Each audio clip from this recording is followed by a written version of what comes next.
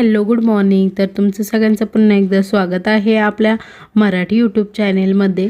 तर आज आम्ही निघालो कुठे, तर तुम्हाला आता टायटलवरून तर समजलंच असेल. तर आज आम्हाला करायची होती साड्यांची शॉपिंग.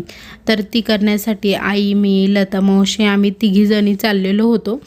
पण मग अमृताचाही पेपर नाशिकलाच होता. म्हणजे संध्याताईंची जी मुलगी आहे, त्यांचं नाव अमृता आहे.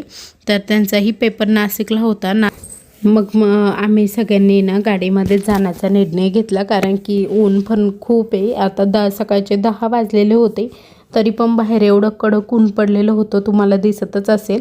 तर मग अमृताला कॉलेजला सोडायचं होतं आम्हाला. तर त्यांचे CETचे एक्झाम चालू होते ना, तर त्यासाठी आम्हाला त्यांना सोडायचं होतं पंचवटीला. आणि त्यानंतर मग तिथून पुढे आम्ही जाणार होतो ओझरला. बाकीच्या साड्या तर मी सर्व अरुणाताईंकडूनच खरेदी केलेल्या आहे. जी की हळदीला, मेहंदीला, वैदिकला सगळ्या पण साड्या मी अरुणाताईंकडून घेतलेल्या आहे. पण मग डिझायनर साडी 4-5 हजाराची ताईंकडे नव्हत्या, म्हणून मग आम्ही गेलो बाहेर. नाहीतर मग आईने पण भरपूर साड्या ताईंकडून घेतल्या आणि मीही भरपूर साड्या घेतलेल्या आहे आत्तापर्यंत. तुम्हाला मी वेअर केल्यावर दिसेलच. आम्हाला काही साड्या अशा म्हणजे जास्त काही घ्यायच्या नव्हत्या. पण मग आता खूप दिवसांपासून कुठे असं बाहेर गेलेलो नाही आहे, कारण की उन्हाळ्याच्या सीझनमुळं कंटिन्यू घरामध्ये.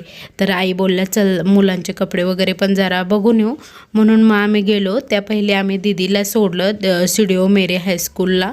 तर तिथे दीदीची एक्झाम होती. तर भाऊ आणि दीदी उतरलेले होते. आम्ही बाकीचे काही उतरलो नाही कारमधून, कारण की बाहेर वातावरण थोडंसं गरम होतं. घरून तर फिरण्यासाठीच निघालेलो होतो एकदम आनंदात. पण बाहेरचं वातावरण बघितल्यानंतर आहे ना, अजिबात बाहेर फिरायची इच्छाच राहिली नाही. तर आम्ही आता आलेलो होतो कॉलेजला. दीदींना सोडलं आणि मग तिथून पुढे आम्ही गेलेलो होतो साड्या. अंशूला ड्रेस घ्यायचा होता, तर ड्रेस वगैरे घेण्यासाठी आम्ही दुकानात पोचलो. आम्ही गेलो तेव्हा तर खूप खुश होतो की खूप छान छान अशा पॅटर्न बघायला भेटतील. पण असं काही झालं नाही. सगळे जुनेच पॅटर्न दुकानांमध्ये म्हणजे आता आहे. त्यापेक्षा अरुणाताईंकडं छान छान असे नवीन नवीन पॅटर्न येतात. तर मला दुकानात प्राईस पण खूप जास्त वाटली. तर मी ताईंकडून जी साडी 1100 रुपयाला घेतली, तीच साडी मी तिथे बघितली तर तिची किंमत होती 1300-1400 रुपये. तर म्हणजे भरपूर फरक पडतो आहे साड्यांमध्ये, असं मला वाटलं.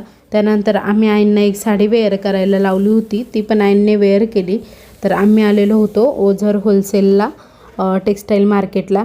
तर तिथे आम्ही साड्या वगैरे बघितल्या आणि मग तिथून आम्ही निघालो होतो दीदींना घ्यायला. तर दीदींना घेतलं आम्ही पुन्हा. आणि आता दीदी आमच्याशी बोलत होत्या, शॉपिंग वगैरे झाली का तुमची, तर असं आमचं बोलणं चालू होतं.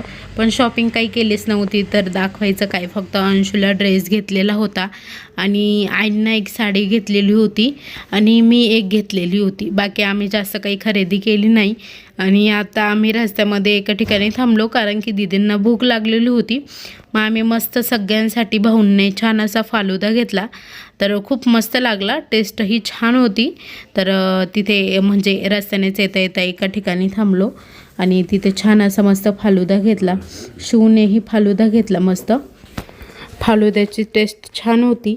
त्यानंतर मग घरी गेल्यानंतर मला जायचं होतं बहिणीच्या घरी हळदीच्या कार्यक्रमाला.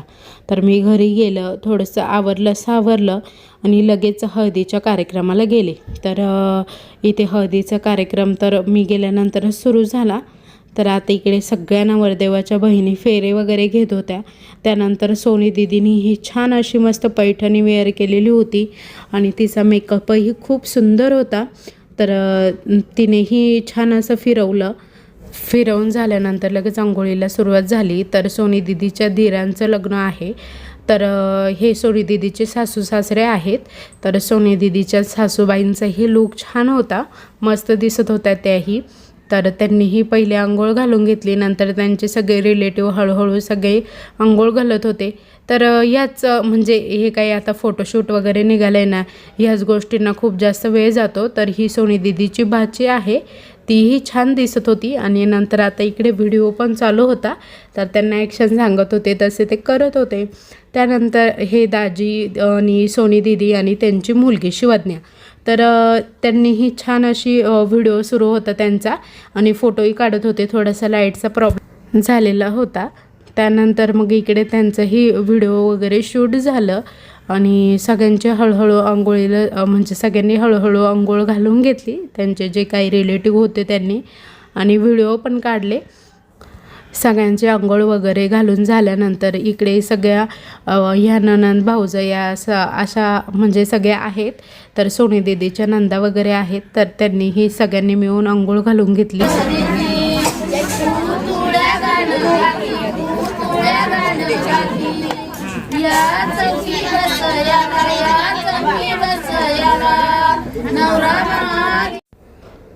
चौक भरल्यानंतर याने इकडे नवरदेवाला जे काही हळद वगैरे लावण्यासाठी घेतलेलं होतं आणि इकडे पहिलंच नाव सोनीताईचं निघालेलं होतं. तिने हळद वगैरे लावली आणि तिने हळद लावल्यानंतर आहे ना मलाही कार्यक्रमाला बाहेर जायचं होतं, म्हणून मग मीही घरी आले, कारण की कार्यक्रमाला खूप उशीर झालेला होता आणि मलाही आता दुसरीकडे म्हणजे लग्नाला जायचं होतं. क्लासमेटचं आमचं लग्न होतं, तर मग तिकडे जायचं होतं मला, म्हणून मग मी हळदीच्या कार्यक्रमातून लवकर घरी आली. आणि आता ह्या 4 ते 5 दिवसाच्या ज्या काही तारखा आहेत ना लग्नाच्या, त्या खूप जास्त दाट आहेत. म्हणजे एकाच रिलेशनमधले 2-3 लग्न असतात, त्यामुळे खूप घाई गडबड होऊन जाते, इकडे जावा का तिकडे जावा. पण मग तसंच मॅनेज करावं लागतं, कारण की प्रत्येकाकडं नाही गेलं तर प्रत्येकाला राग येतो. त्यामुळे मी म्हणजे मिस्टरच मला म्हणत होते की तू एवढं सगळं कसं काय मॅनेज करते, घरातलं पण आवरून आणि प्रत्येक ठिकाणी कार्यक्रमांना जाणं. तर कार्यक्रम आता रिलेटिव्हमधले म्हटलं की जावंच लागतं. तर ती हळद वगैरे आवरली आणि त्यानंतर मग मी घरी गेले, स्वयंपाक वगैरे केला आणि त्यानंतर मग मी आलेली होते आता लग्नाला. तर लग्न होतं आमच्या फ्रेंडचं. तर इकडे भरपूर गर्दी होती आणि म्हणजे भरपूर लोक होती. तर गर्दी झालेली दिसती तुम्हाला आता इकडे. तर नवरदेव पण आलेला होता, नवरी नवरदेव, त्यांची एंट्री वगैरे यालाच कमीत कमी अर्धा 1 तास जातो. त्यामुळे लग्नही खूप आम्ही सगळ्या मैत्रिणी इकडे बसलेलो होतो. तर नवरी नवरदेवाची एंट्री झालेली होती आणि ह्या साईडला सगळेजण आम्ही बसलेलो होतो. तर बाकीचेही आलेले होते, पण ते मागे बसलेले होते, कारण की आम्ही पहिले आलो होतो म्हणून मग पुढे बसलेलो होतो. सावचित्त सावला एकचित्त.